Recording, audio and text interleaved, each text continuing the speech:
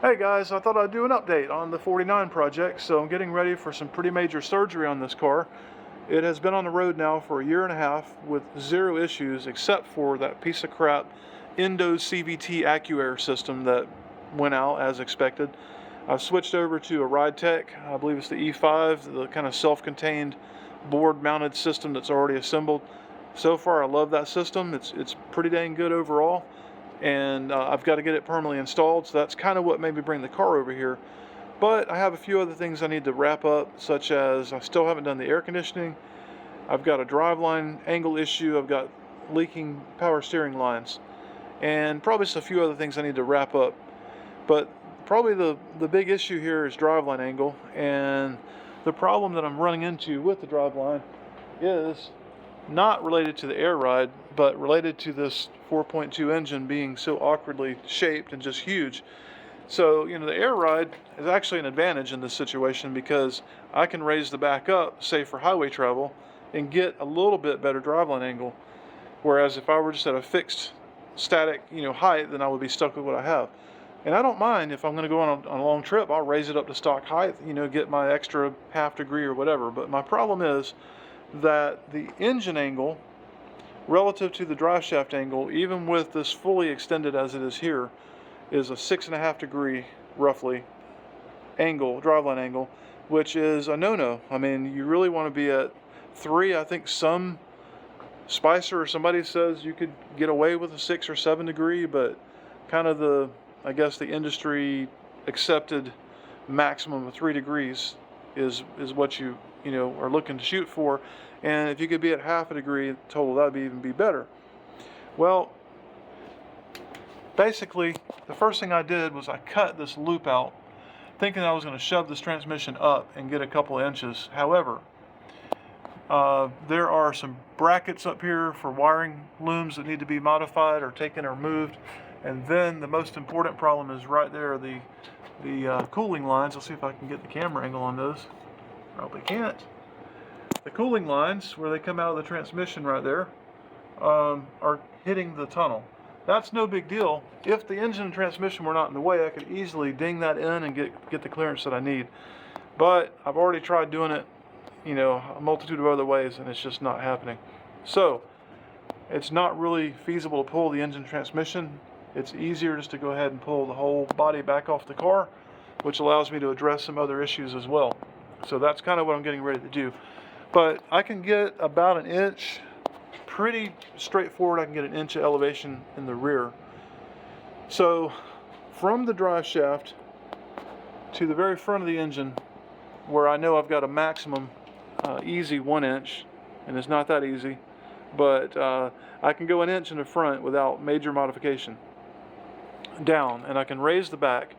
Well, the distance is 58 inches, and if you throw that into an angle calculator, you'll find out that puts you super close to 1 degree per inch of change. So if you got 2 inches of change, you're looking at 2 degrees. So 6.5, 2, that puts me at 4.5. Not enough. So then you start looking at, well, what can I do to get a little closer to 3? And you're talking about, I'm already going to have to notch the frame right there, and then take this top line for the power steering and move it over to this side. And then I've got, as long as that stays clear, that should be okay there. I've already got this issue where the oil filter is just not going to clear. The stupid line that's on this Mustang 2 rack that comes out almost straight up for some unknown reason. If that came straight forward, it would be 1,000 times better. I mean, it would be nothing.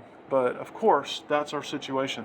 So now I'm looking at having to do a remote filter kit, which that just has its own set of nightmares as far as I'm concerned. But I just don't see a way around it unless they make some kind of angle adapter that could screw onto there and then screw the filter in at an angle. I'll have to look into that. That would be really ideal if I could do that. Or I could go a little bit shorter filter, which would probably be fine. And then probably the biggest issue I can see in life is going to be this right here. So if I raise the rear of the engine 1 inch and drop the front 1 inch, well, this is at the halfway point. So in theory, that should not hit. But you know how these things go. so it's probably going to be an issue. Well, that happens to be factory from the manifold to that weld right behind the O2 sensor, and I would really like to leave that alone. You know, I just like it. It works perfect. It seals good, and if I have to go modifying this, there's just not much to work with here, and it's going to be a very negative experience and a lot of work. So I don't know. That's kind of where I'm at. Everything else pretty much clears. I'll have to modify this hard line that I made for the lower radiator hose. That's going to have to be shortened a little bit, unfortunately. I hate welding aluminum. I suck at it, but you know, I did it and it worked. So I guess I can do it. Other than that, not too bad. I guess I can't complain for the way this car is done for the last year. I mean, it's been wonderful. So pretty much, you know, I guess you gotta roll with the punches. Now, who wants this Iroc? Somebody needs an Iroc, and they want to give me a fair amount of money for this car.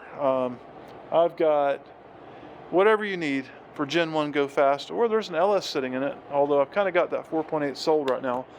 But, you know, I've got the original engine, I've got the original TPI, I've got polished TPI, I've got ProFlow XT.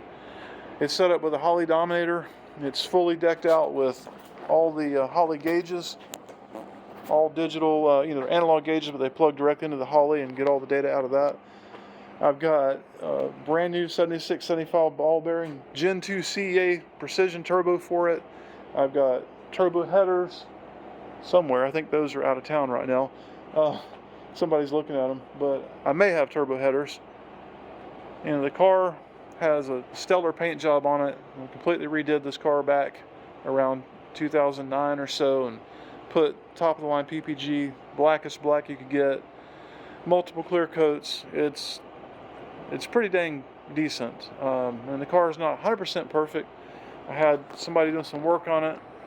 They damaged the skirt with the lift, so that needs to be fixed. But I mean, overall, and there's some damage up here from, you know, shop rash and other things, but a little bit of paint chipping on the front piece there. But overall, this car is one of the sharper Irocs you're going to see running around. Got tubular K-member. I've got a 9-inch sitting over there to put in it, tubular lower control arms. It's got tubular LCAs, adjustable struts up front. I've got QA1s on the back. I've got a 1400 horsepower rated chromoly drive shaft to go between a 4L80 and the 9-inch. Whatever parts you want or need. I've even got some vents that you can make those into real vents. I bought a set of those. They're not installed, obviously, but I've got whatever parts you need. So, third geners, let's get this car the hell out of here. All right, catch you guys later.